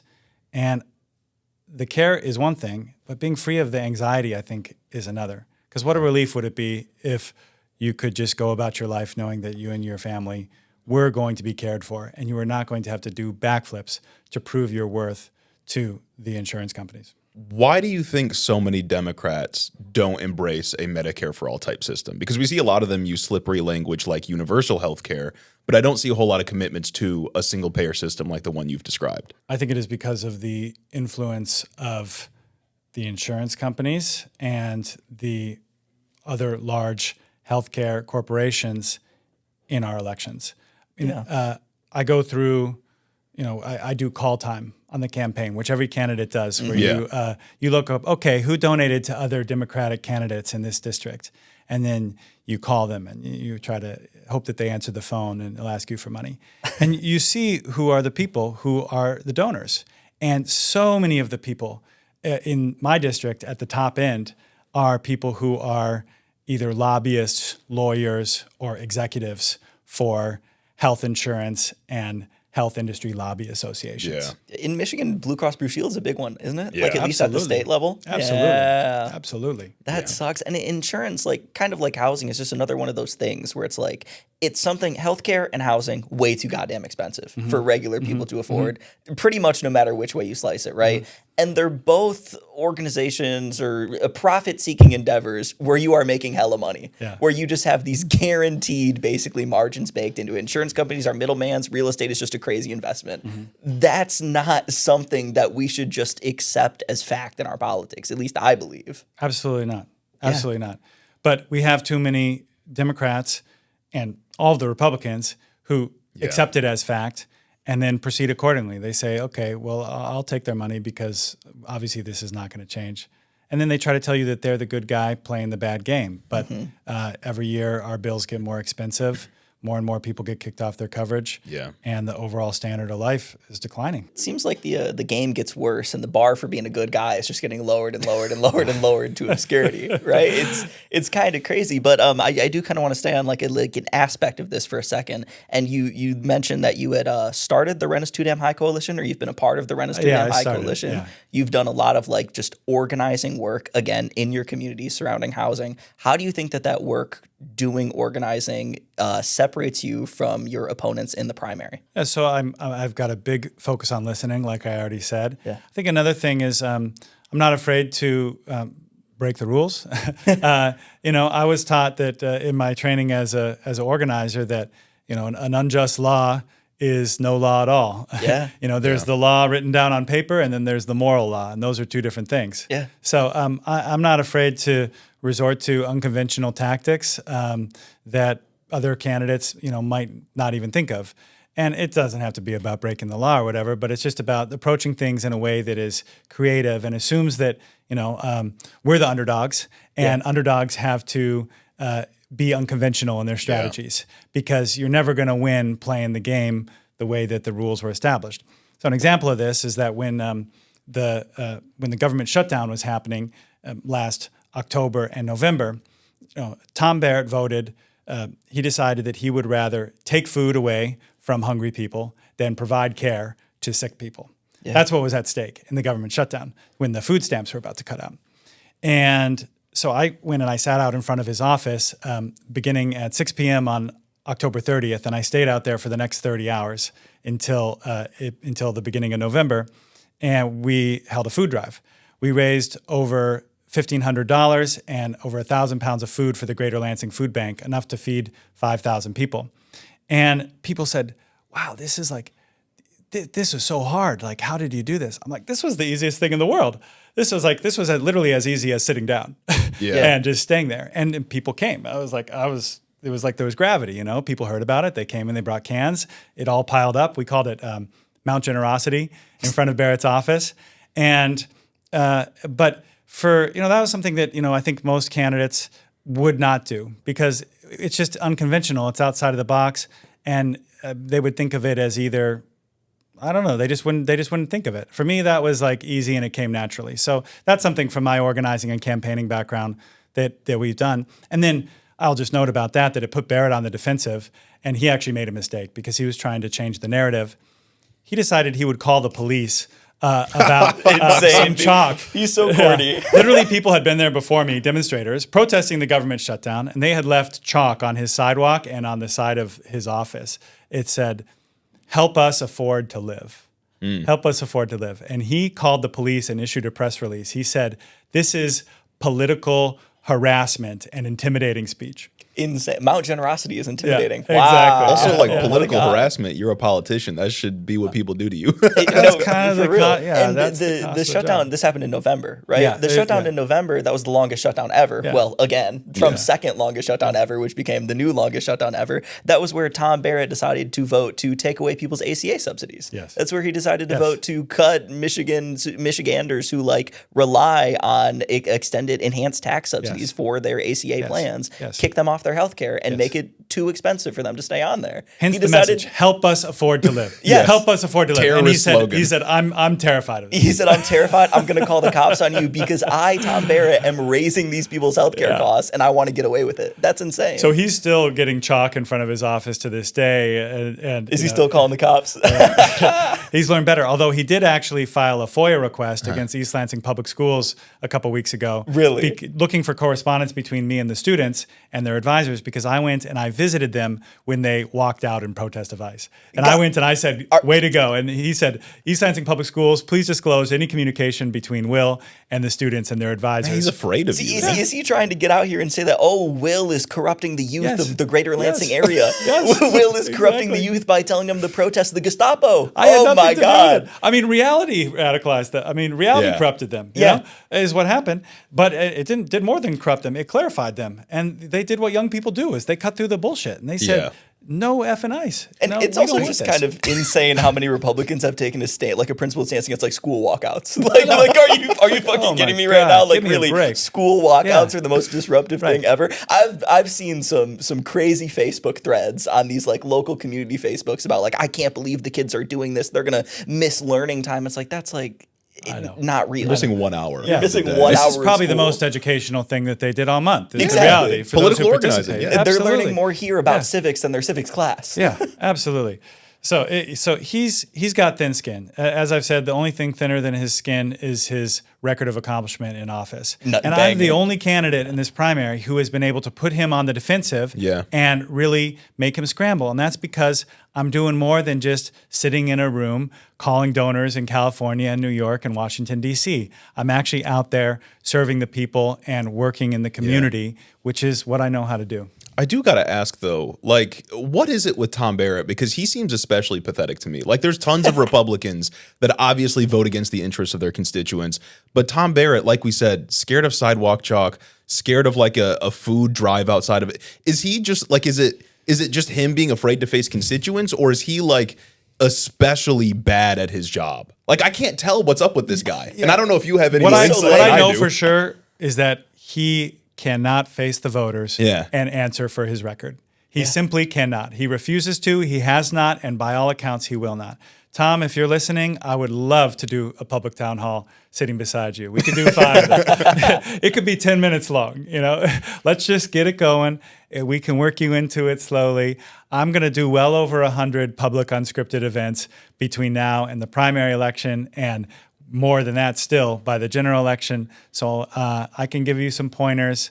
You know, all you got to do is listen to people. You don't have to know all the answers. It's about building relationships. Because he doesn't have them, right? Yeah. It's so insane to me that like politicians can really go out there and not do unscripted events. Like, how can you not like go and defend any of these things without a script? Like, that's crazy. Yes. And people notice, and people hate it. And people hate it who are moderate Democrats, who are Republicans. People notice when you are part of a community and then you climb your way up the ladder and you turn your back on them.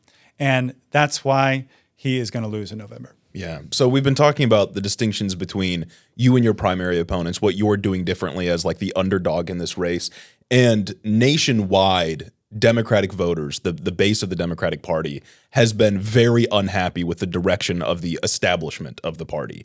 So I want to ask you where you think Democratic leadership has failed the most since the start of Trump's second term. That's great. Just in the last 2 weeks, I would note that they slow-walked a war powers resolution, which had been introduced and could have reached the floor of the House and the Senate before the strikes were made on Iran.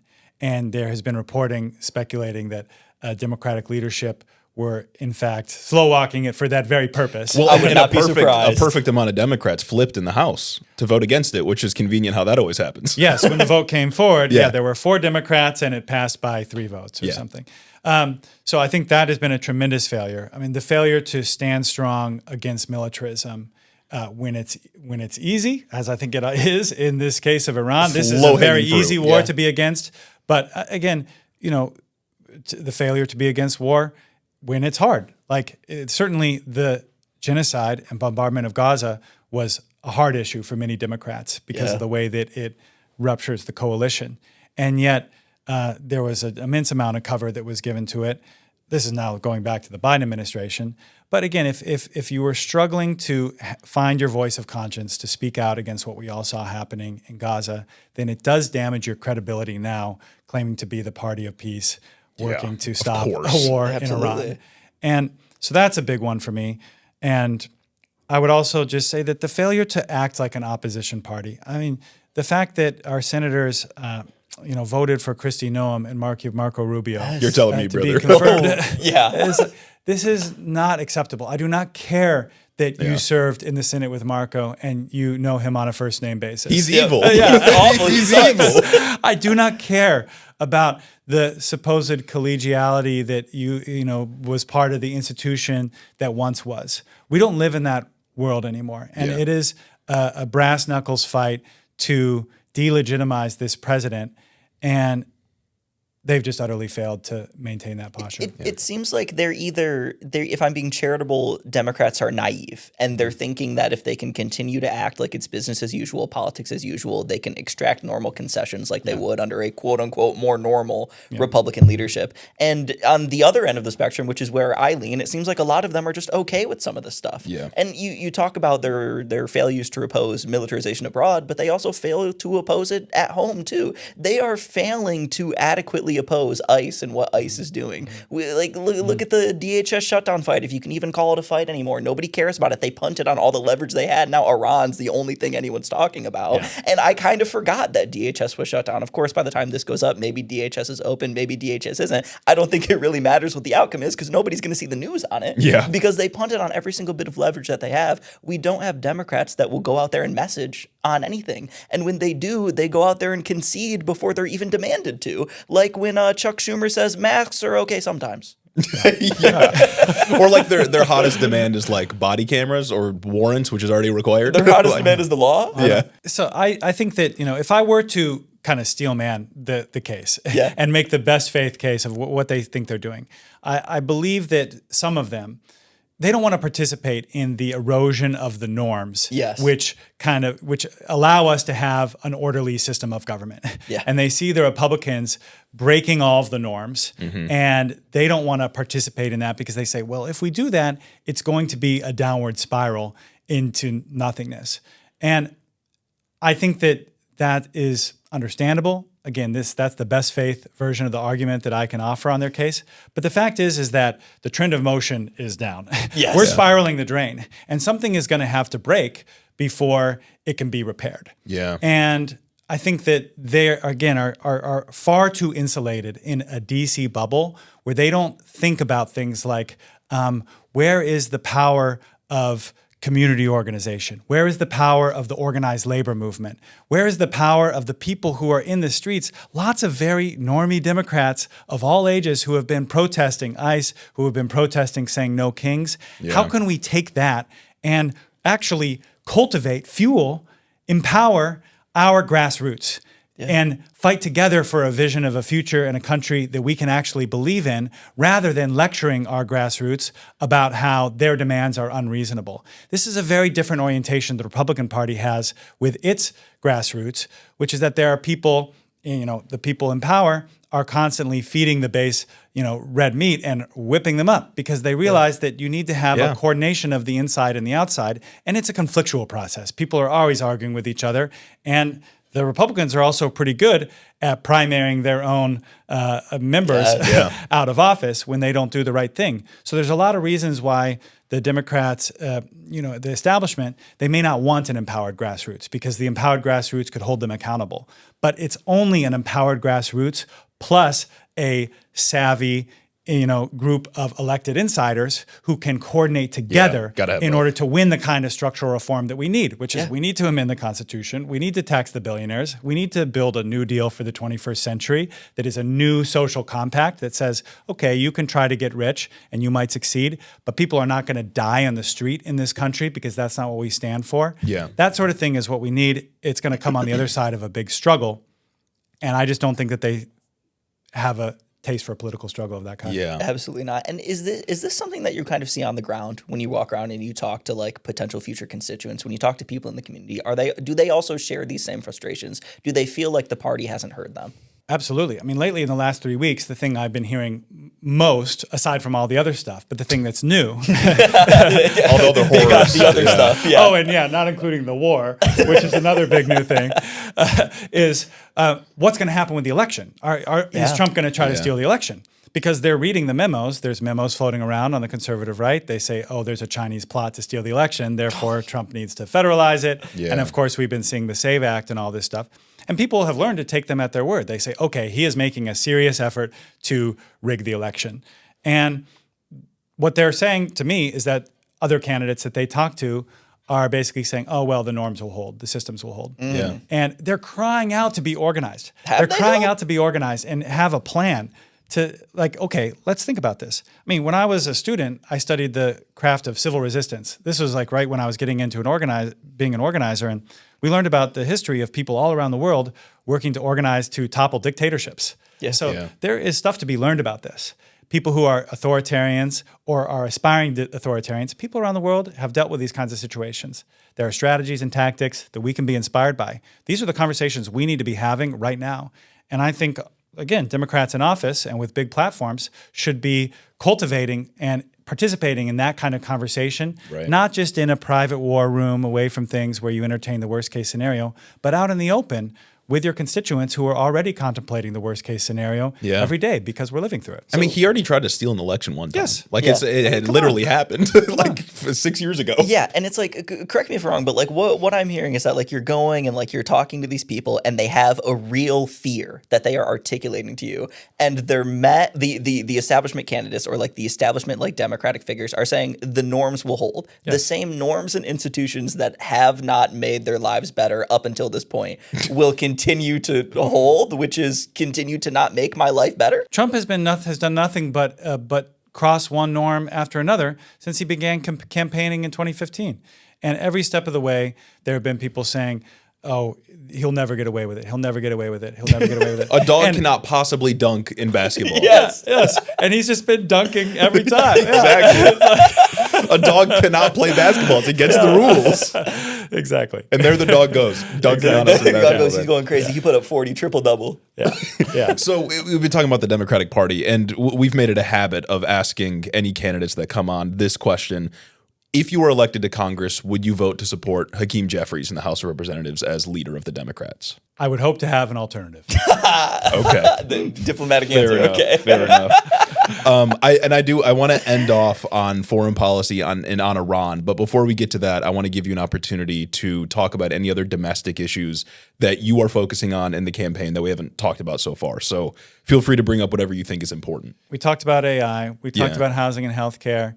I'd say the big, everyone's talking about affordability, right? And it's become a buzzword. It doesn't mean anything anymore. No, it doesn't. The Democratic Party took the term affordability and crushed it so hard it means nothing now. Yeah. It meant something with Zoran, now it means nothing at all. They drained it of its soul, like they do a lot of things, honestly. I know. I'm so tired of hearing it. But I think that there's a word that does a little better to both at the level of analysis, and I'm a little bit less sick of hearing, which is security, economic security.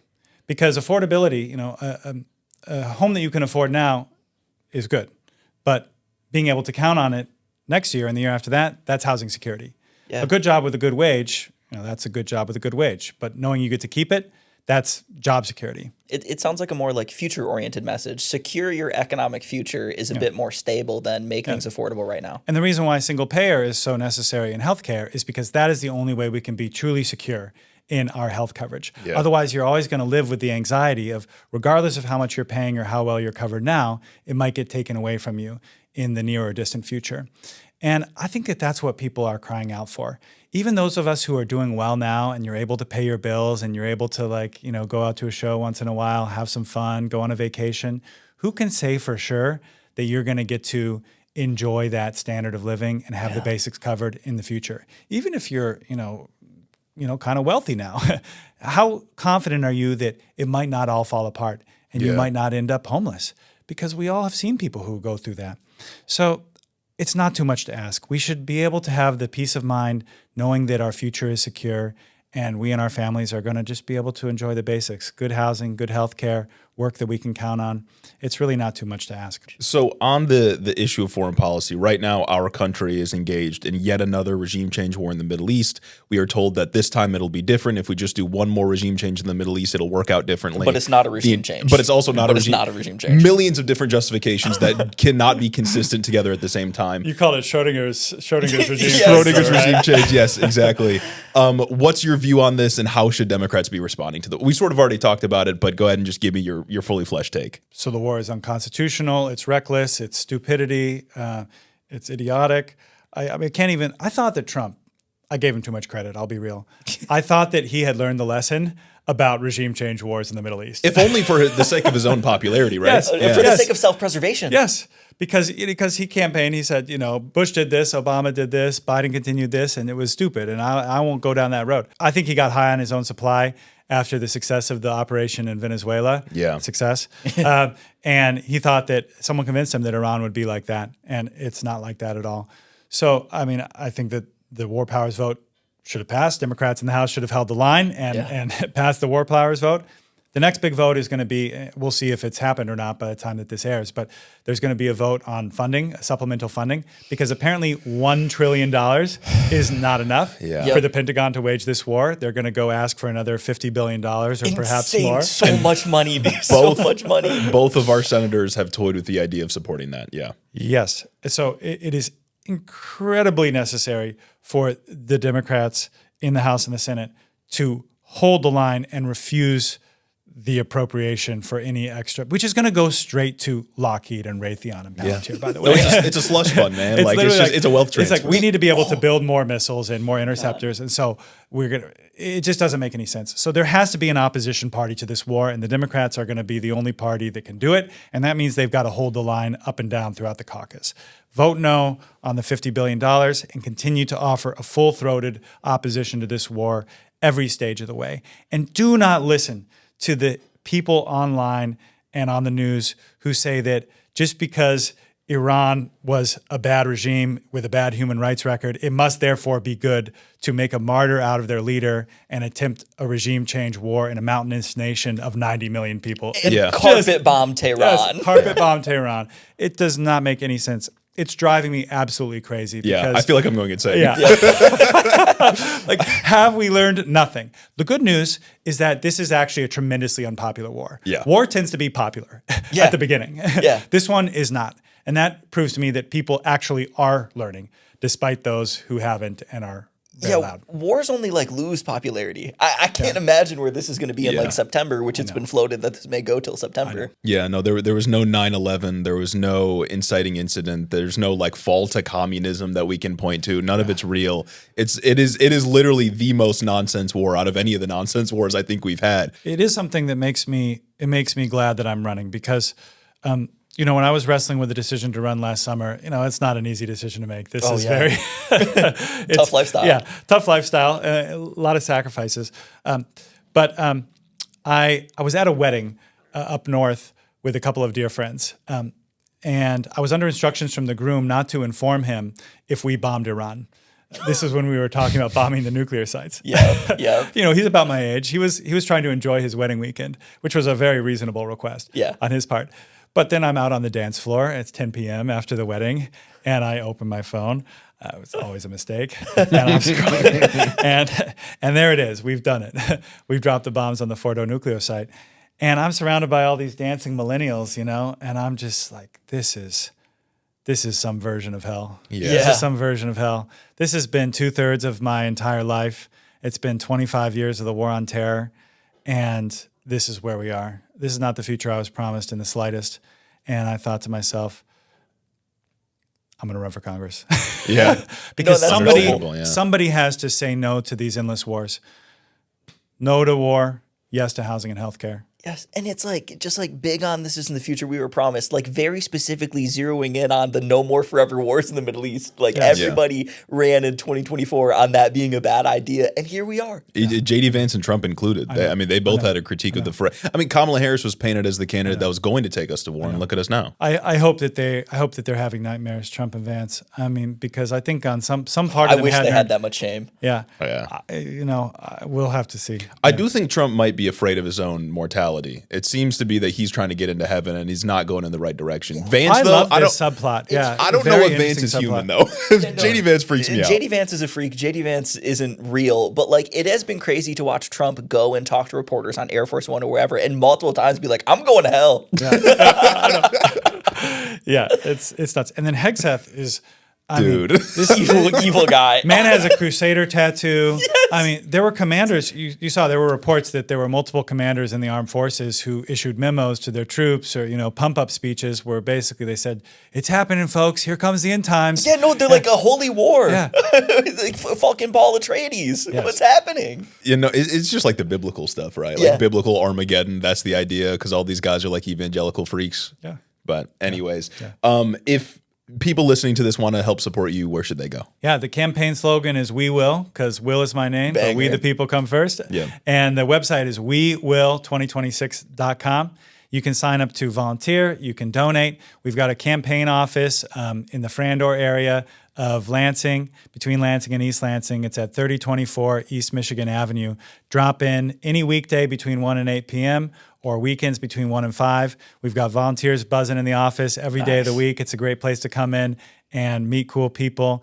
We're running to win, and we're also running to build community and strengthen our muscle of collective action. Absolutely. Because we're going to need that for all the shit that is going to continue to keep hitting the fan. All right. Well, Will, thanks for coming on and best of luck on the trail. Thank you so much. To have you. Yeah, it's been a real pleasure.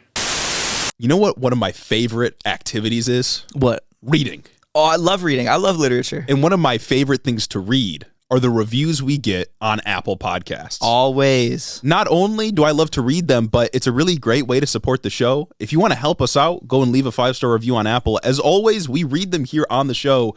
And if you want to make me happy, if you want to become my non-parasocial friend, that's right. One step on the 1,000 steps that it takes to get there is to leave a 5-star review on Apple. We'd really appreciate it. Just remember, my friendship, it's for sale. Mm-hmm. And if you want to become one of my friends, you can go to the Patreon, or completely for free, you can leave a review on Apple. And even if you don't want to become my friend, don't you want to see another human smile? Exactly. So consider leaving a review on Apple. It really helps out the show. It's a free way to do it. And you'll be one step closer to being a real friend of ours. Exactly. Now with that, back to the episode.